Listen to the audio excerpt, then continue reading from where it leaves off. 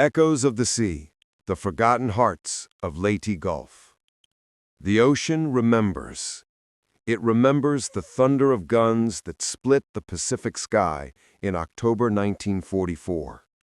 It remembers the cries of men swallowed by flame, steel, and salt water.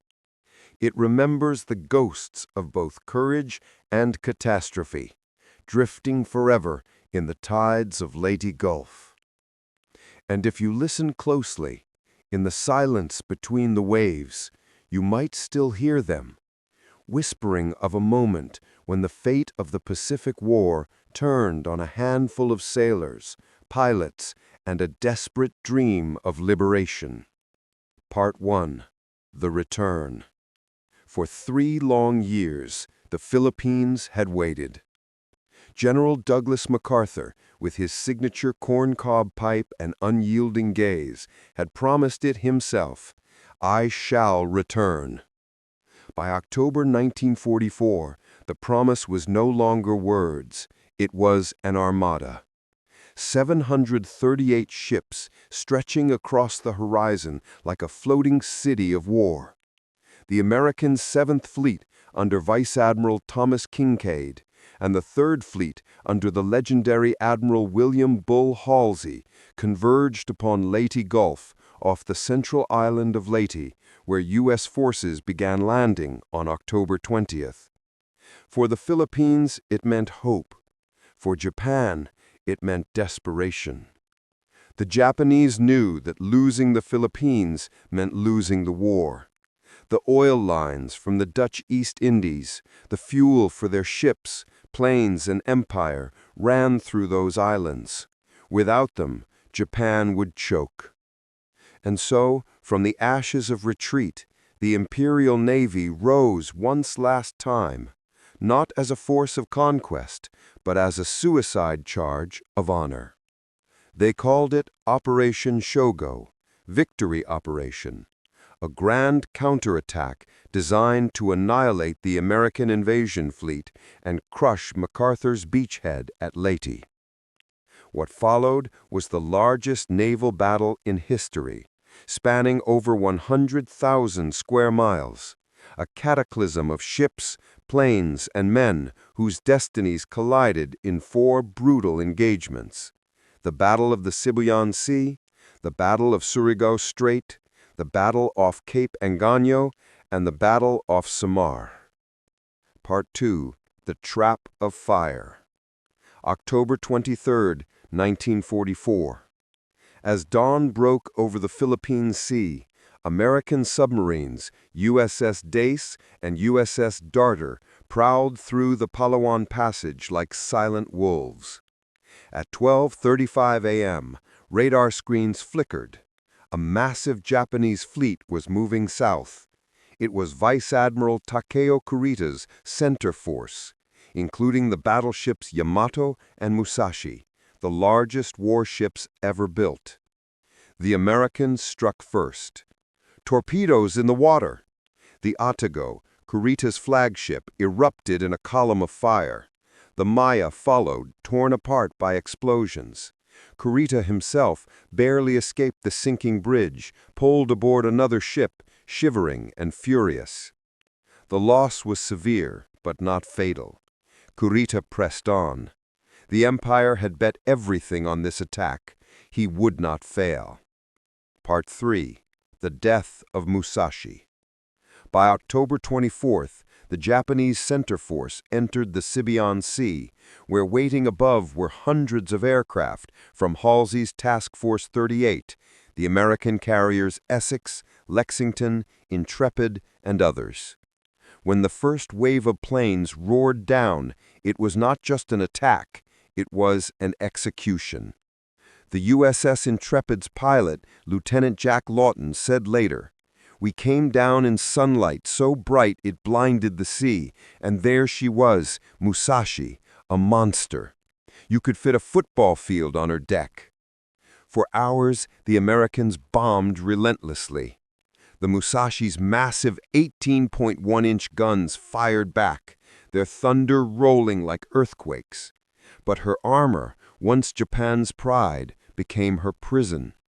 Each bomb, each torpedo tore into her hull, flooding her bulk until the sea itself claimed her. At 7:30 p.m., the Musashi rolled to port and capsized, dragging over 1,000 Japanese sailors down with her. Kurita's fleet was battered and confused. Reports came of more carriers to the north, bait for Halsey's aggression. Halsey took the bait. He turned his entire Third Fleet northward, chasing what he thought were Japan's main carriers, leaving the San Bernardino Strait unguarded. Through that open gate, Kurita's wounded but deadly force sailed straight toward the American invasion fleet, unprotected. Part 4. The Night of Revenge. That same night, October 24th, 25th, another Japanese force approached from the south, Vice Admiral Shoji Nishimura's South Force, sailing into the Surigao Strait. Waiting for them was Rear Admiral Jesse Oldendorf, commander of the U.S. 7th Fleet's battle line, a fleet composed of battleships that had once been sunk at Pearl Harbor and resurrected for revenge: West Virginia, California, Tennessee, Maryland, and Pennsylvania. At 3 a.m., radar picked up the Japanese ships. Oldendorf's formation waited like a steel trap. When the Japanese sailed into the narrow strait, the American battleships opened fire in perfect unison. Tracer fire lit up the darkness. 14- and 16-inch shells screamed across the water. The Yamashiro, Nishimura's flagship, disintegrated under the barrage. The Mogami burst into flames. In less than half an hour, the Japanese South Force was annihilated. The Americans had crossed the T, the last time such a maneuver would ever happen in naval warfare. As dawn broke, the sea was thick with oil and bodies. The old battleships, scarred from Pearl Harbor, had avenged their dead. Part 5. Taffy 3 were under attack. But the most desperate and heroic battle was still to come. October 25th, 1944, 6:30 a.m.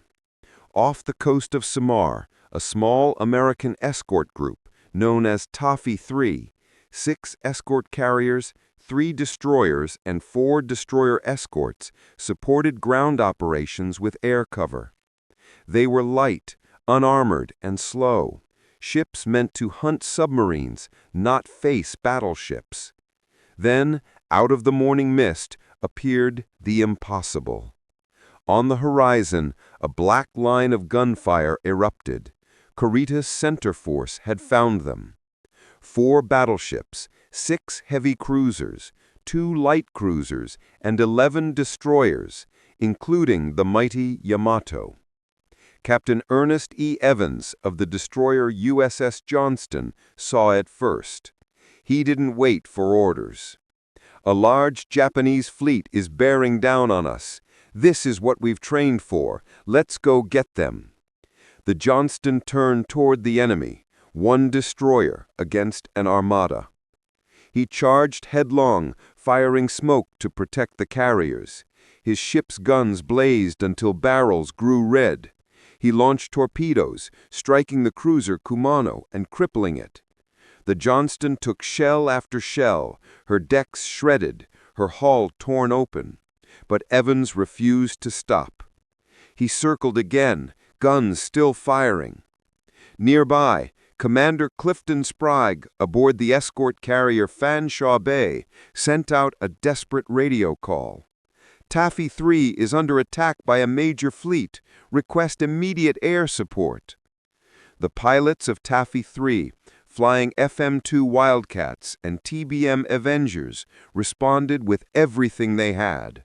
Many had no armor-piercing bombs left, so they dropped depth charges and machine-gunned the decks of Japanese ships in sheer defiance.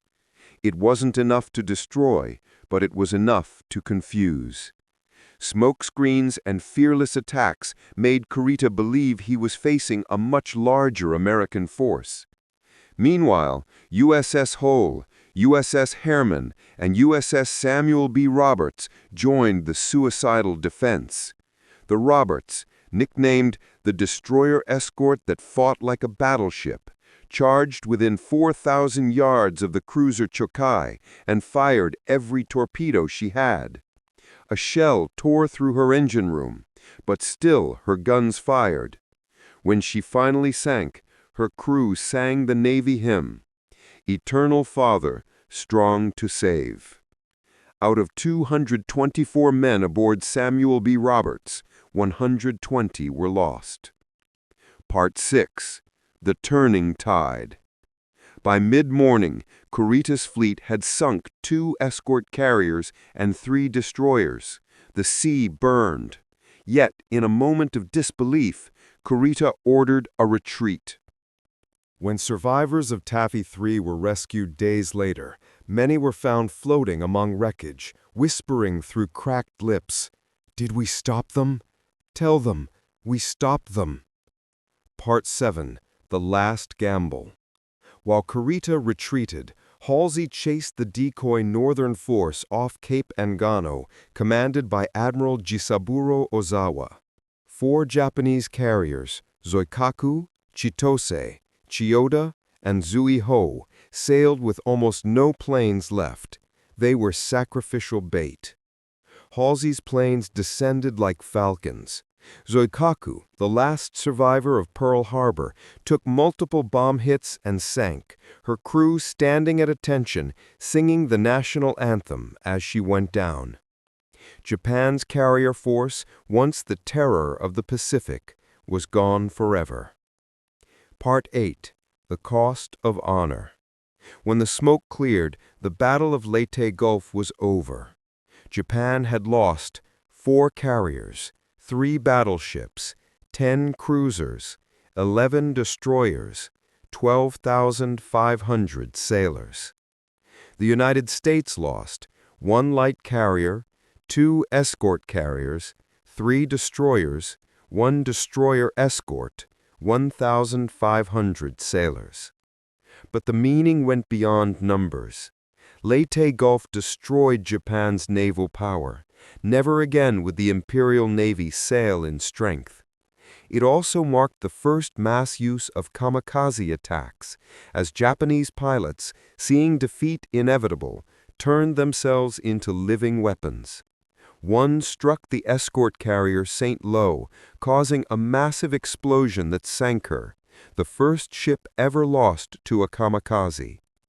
For America, the battle proved the courage of its ordinary men, destroyer crews, signalmen, who faced impossible odds and refused to yield. Part 9. Echoes Beyond the Horizon. In the months that followed, MacArthur fulfilled his promise. He stood on the beach at Leyte and declared, "People of the Philippines, I have returned." But for many, the cost of that return lay beneath the sea.